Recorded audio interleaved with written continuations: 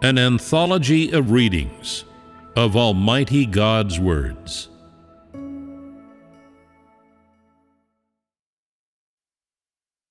Serve as the Israelites did.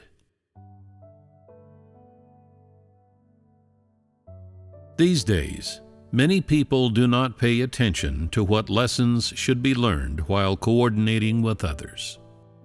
I have discovered that many of you cannot learn lessons at all while coordinating with others. Most of you stick to your own views. When working in the church, you say your piece and someone else says theirs, and the one has no relation to the other. You do not actually cooperate at all. You are all so absorbed in merely communicating your own insights, or in releasing the burdens you bear inside you, without seeking life in even the smallest way. You appear to only be doing the work perfunctorily, always believing that you should walk your own path, regardless of what anyone else says or does. You think you should fellowship as the Holy Spirit guides you, no matter what the circumstances of others may be. You are not able to discover the strengths of others, and nor are you capable of examining yourselves. Your acceptance of things is really deviant and erroneous. It can be said that even now you still exhibit a lot of self-righteousness, as if you have relapsed into that old illness. You do not communicate with each other in a way that achieves complete openness. For example, about what kind of outcome you have attained from work in certain churches, or about the recent condition of your inner states, and so on. You simply never communicate about such things. You have absolutely no engagement in practices, such as dropping your own notions or forsaking yourselves. Leaders and workers think only of how to keep their brothers and sisters from being negative, and how to make them able to follow vigorously. However, all of you think following vigorously by itself is enough, and fundamentally, you have no understanding of what it means to know yourself and forsake yourself. Much less do you understand what it means to serve in coordination with others. You think only of having the will yourselves to repay God for His love, of having the will yourselves to live out the style of Peter. Apart from these things, you think of nothing else.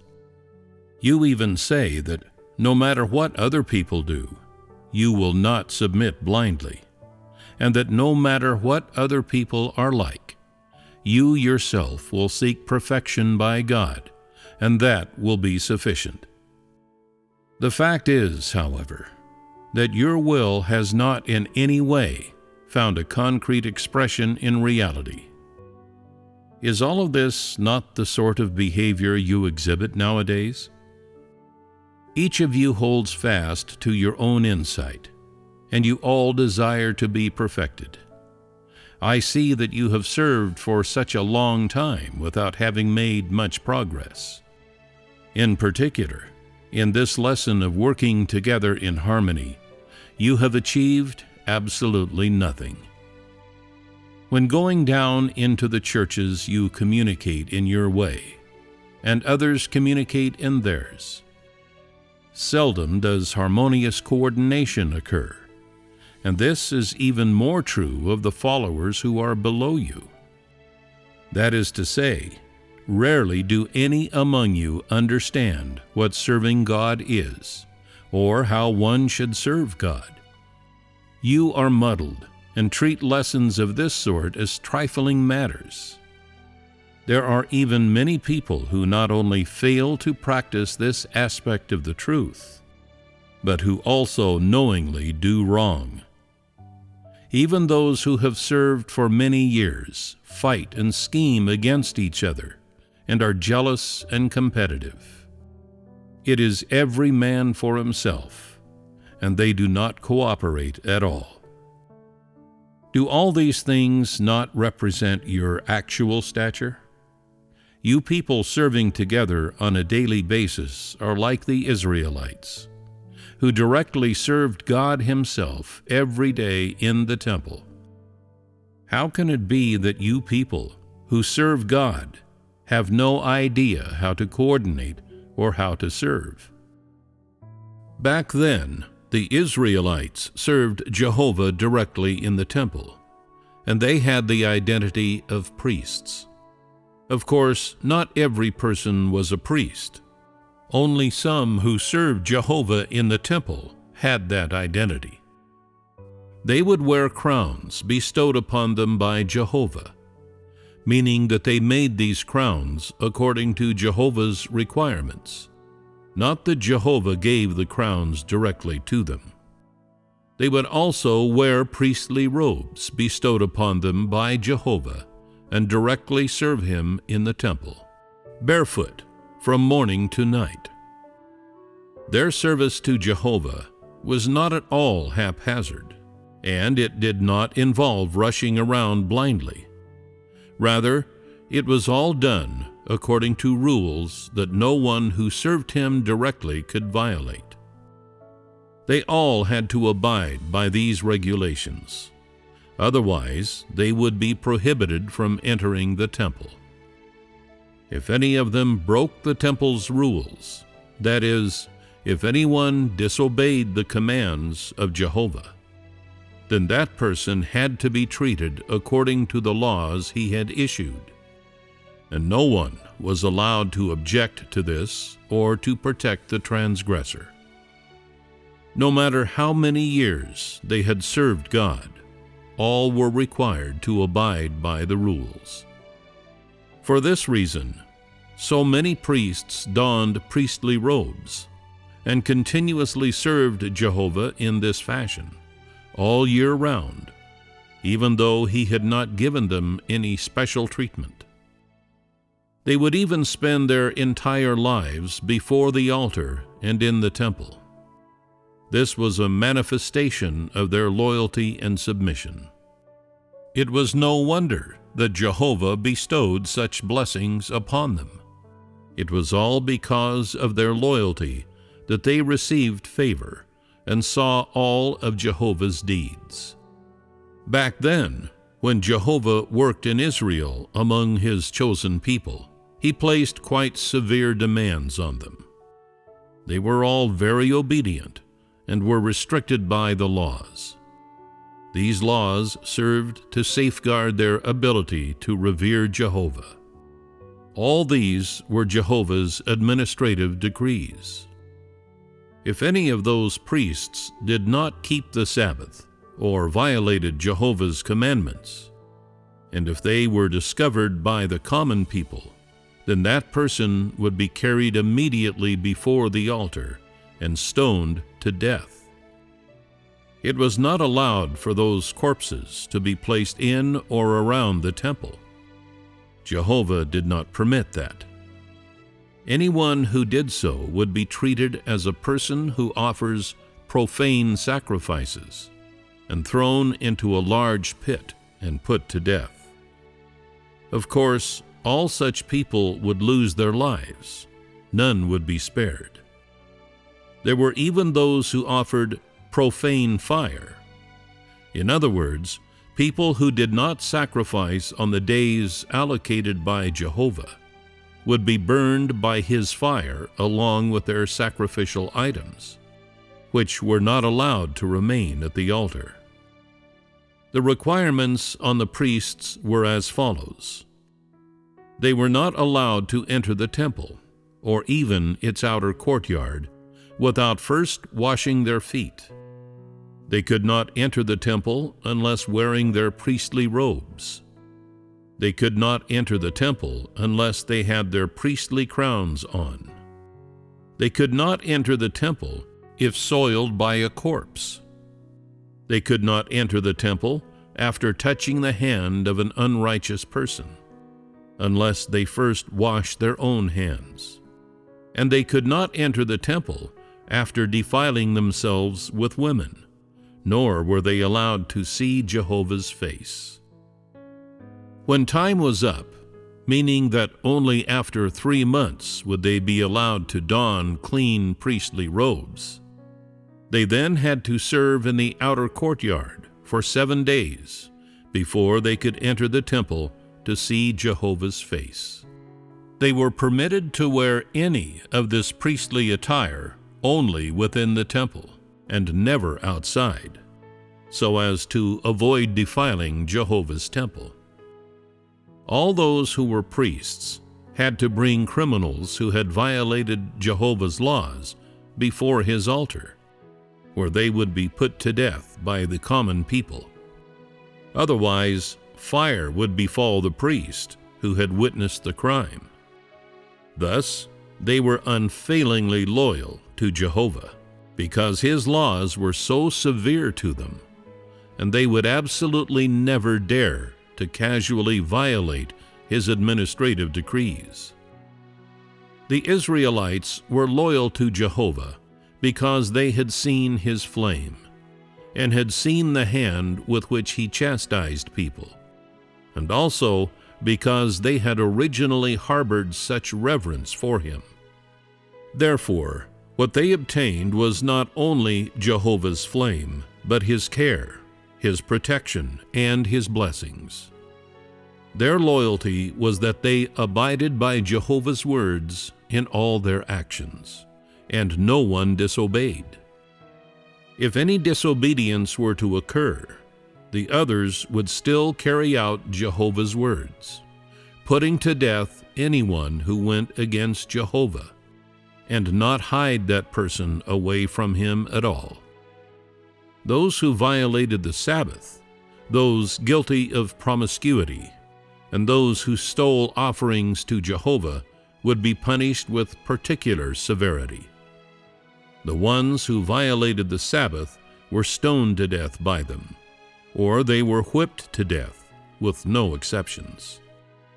Those who committed fornication, even those who lusted after attractive women, or who gave rise to lecherous thoughts upon seeing wicked women, or who became lustful upon seeing young women, would all be put to death. If any young woman who did not wear a covering or a veil tempted a man into illicit conduct, that woman would be put to death. If the man was a priest who violated laws of this sort, he would be crucified or hanged. No such person would be allowed to live, and not a single one would find favor before Jehovah. The relatives of this kind of man would not be allowed to offer sacrifices to Jehovah before the altar for 3 years after his death, nor would they be allowed to share in the sacrifices granted by Jehovah to the common people. Only once that time was up could they place top-quality cattle or sheep upon Jehovah's altar. If any other transgressions were committed, they had to fast for 3 days in front of Jehovah, supplicating for his grace. They worshiped Jehovah not only because his laws were so severe and so strict.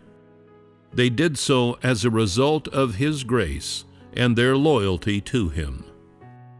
As such, to this day, they have remained similarly loyal in their service, and they have never backtracked on their supplications before Jehovah. Nowadays, the people of Israel still receive his care and protection, and he is still the grace among them, abiding with them always. They all know how they should revere Jehovah, and how they should serve him, and they all know how they must act in order to receive his care and protection. This is because they all revere him in their hearts. The secret to the success of all of their service is nothing other than reverence. So what are you all like nowadays? Do you bear any resemblance to the people of Israel? Do you think that serving nowadays is akin to following the leadership of a great spiritual figure? You simply do not have any loyalty and reverence. You receive considerable grace and are equivalent to the Israelite priests in that you are all serving God directly. Though you do not enter the temple, what you receive and what you see is a lot more than what the priests who served Jehovah in the temple received. However, you rebel and resist many times more than they did. Your reverence is minuscule, and as a result, you receive very little grace. Though you dedicate very little, you have received a lot more than those Israelites ever did. In all of this, are you not treated benevolently? While the work in Israel was being done, people did not dare to judge Jehovah at will. What about you, though? Were it not for the sake of the work I am currently doing to conquer you, how could I tolerate your having so outrageously brought shame to my name? If the age in which you live were the age of law, then given your words and actions, not a single one of you would remain alive.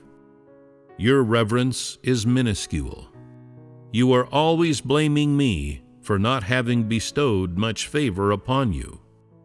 And you even claim that I do not give you enough words of blessing, and that I have only curses for you. Do you not know that with such little reverence of me, it is impossible for you to accept my blessings? Do you not know that I constantly curse and cast judgment upon you due to the sorry state of your service? Do you all feel that you have been wronged? How can I bestow my blessings upon a group of people who are rebellious and do not submit? How can I casually grant my grace to people who bring dishonor to my name? You have already been treated with extreme kindness. Had the Israelites been as rebellious as you are today, I would have annihilated them long ago. However, I treat you with nothing but lenience. Is this not benevolence? Do you wish for greater blessings than this? Jehovah only blesses those who revere him. He chastises people who rebel against him, never forgiving a single one of them. Are you people of today, who do not know how to serve, not more in need of chastisement and judgment, that your hearts might be fully turned around? Are such chastisement and judgment not the best sorts of blessings to bestow upon you? Are they not your best protection? Without them, would any of you be able to endure the burning fire of Jehovah? If you could truly serve as loyally as the Israelites, would you not also have grace as your constant companion? Would you not also often have joy and sufficient favor? Do you all know how you should serve? The requirement made of you today to work together in harmony is similar to the service Jehovah required of the Israelites. Otherwise, just stop doing service. Because you are people who serve God directly, at the very minimum, you must be capable of loyalty and submission in your service, and must also be able to learn lessons in a practical way. For those of you working in the church especially, would any of the brothers and sisters below you dare to deal with you? Would anyone dare to tell you of your mistakes to your face? You stand high above everyone else. You do reign as kings. You do not even study or enter into these sorts of practical lessons. yet you still talk of serving God. At present, you are asked to lead a number of churches. But not only do you not give up yourself, but you even cling to your own notions and opinions, saying things like, "I think this thing should be done this way, as God has said that we should not be restrained by others, and that nowadays we should not submit blindly." Therefore, each of you holds to your own opinion, and no one obeys each other. Though you clearly know that your service is at an impasse, you still say, "As I see it, my way is not far off the mark." In any case, we each have a side. You talk of yours, and I will talk of mine. You fellowship about your visions, and I will speak of my entry. You never take responsibility for the many things that should be dealt with, or you simply make do, each of you venting your own opinions and prudently protecting your own status, reputation, and face. None of you is willing to humble yourself, and neither side will take the initiative to give yourself up and make up for each other's deficiencies so that life may progress more rapidly. When you are coordinating together, you should learn to seek the truth. You may say, "I do not have a clear understanding of this aspect of truth. What experience do you have with it?"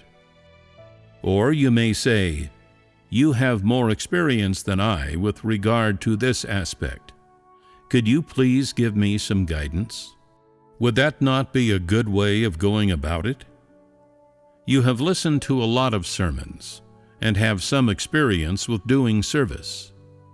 If you do not learn from each other, help each other, and make up for each other's shortcomings when doing work in the churches, then how can you learn any lessons?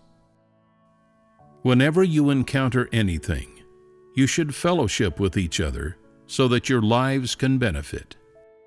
Moreover, you should carefully fellowship about things of any sort before making any decisions. Only by doing so are you taking responsibility for the church rather than simply acting perfunctorily. After you visit all the churches, you should gather together and fellowship about all the issues you discover and any problems encountered in your work. And then you should communicate about the enlightenment and illumination that you have received. This is an indispensable practice of service. You must achieve harmonious cooperation for the purpose of the work of God, for the benefit of the church, and so as to spur your brothers and sisters onward. You should coordinate with one another, each amending the other and arriving at a better work outcome, so as to care for God's will. This is what true cooperation is, and only those who engage in it will gain true entry. While cooperating, some of the words you speak may be unsuitable, but that does not matter. Fellowship about it later, and gain a clear understanding of it. Do not neglect it. After this sort of fellowship, you can make up for your brothers' or sisters' deficiencies. Only by moving ever deeper in your work like this can you achieve better outcomes. Each of you, as people who serve God, must be able to defend the interests of the church in everything you do, instead of simply considering your own interests. It is unacceptable to act alone, always undermining each other. People who behave like that are not fit to serve God. Such people have a terrible disposition. Not an ounce of humanity remains in them. They are 100% Satan. They are beasts. Even now, such things still occur among you. You even go so far as to attack one another during fellowship, intentionally seeking pretexts and becoming all red in the face while arguing over some trivial matter. Neither person willing to put himself aside, each person concealing his inner thoughts from the other, watching the other party intently and always being on guard. Does this sort of disposition befit service to God? Can such work as yours supply your brothers and sisters with anything? Not only are you unable to guide people onto a correct life course, but you actually inject your own corrupt dispositions into your brothers and sisters. Are you not hurting others? Your conscience is horrible, and it is rotten to the core. You do not enter reality, nor do you put the truth into practice. In addition, you shamelessly expose your devilish nature to others. You simply know no shame. These brothers and sisters have been entrusted to you, yet you are taking them to hell. Are you not someone whose conscience has become rotten? You have absolutely no shame.